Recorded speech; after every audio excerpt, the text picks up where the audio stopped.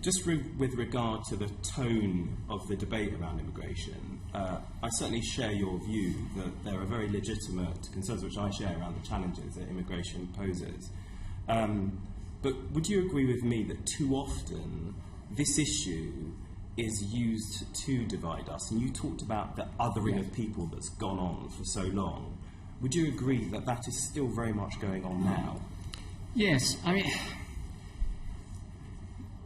the way that people move around the world and the way we get information about the world has changed so rapidly over the last 10 or 15 years that both our governmental structures and our social structures, our structures of understanding what's happening around us, the church, the way the church does it, we're not exempt from this. We've failed in as many ways, the Church of England included. We are not keeping up with the speed of change, and we are in a world where information comes to you much far faster, but not relationship.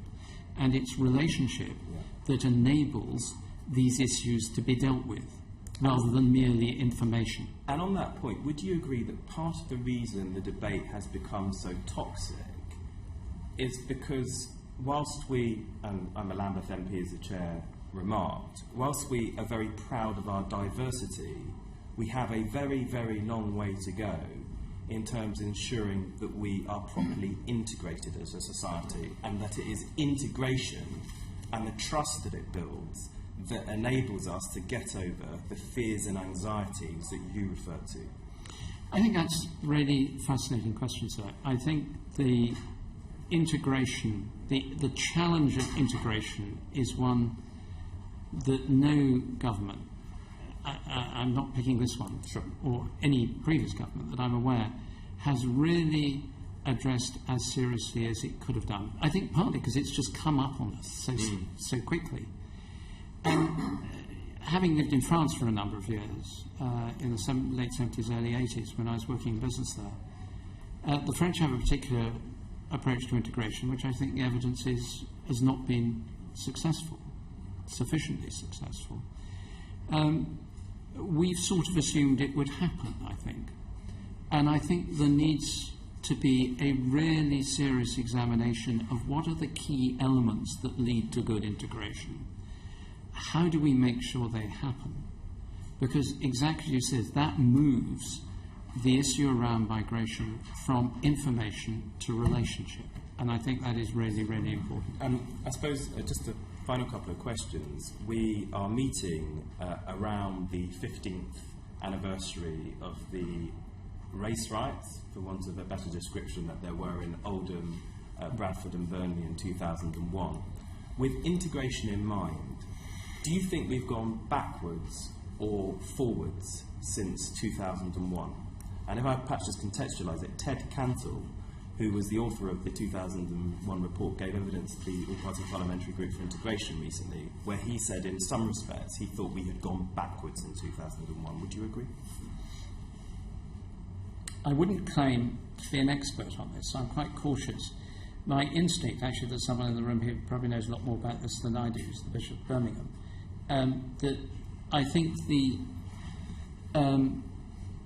evidence is that it's patchy, that there are areas where people have seen this as a really significant issue for their community and have worked on it, and we've gone forwards.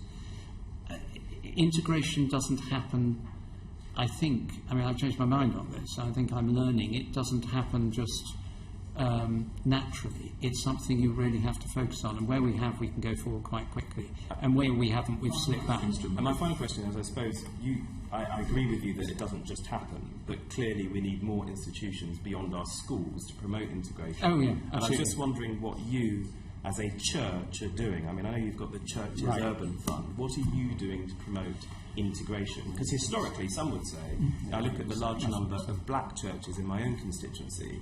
If you look at the history of that, in part of the reason they came about was because they were not, when people came from Africa, they were not necessarily welcomed in the first instance. Most of them are, no, not most, but a very significant proportion of the congregations there are ex-Anglican. And they mark, I think Paul would agree with me, the single biggest failure of the Church of England over the last 40 or 50 years in terms of how we've dealt with integration. Appalling.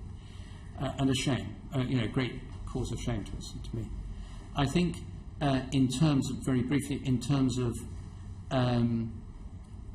what the churches are doing, the Near Neighbours programme has been extraordinarily effective, which started in 3 pilots, is now up to 10, 12 places, something like that across the country, funded by DCLG.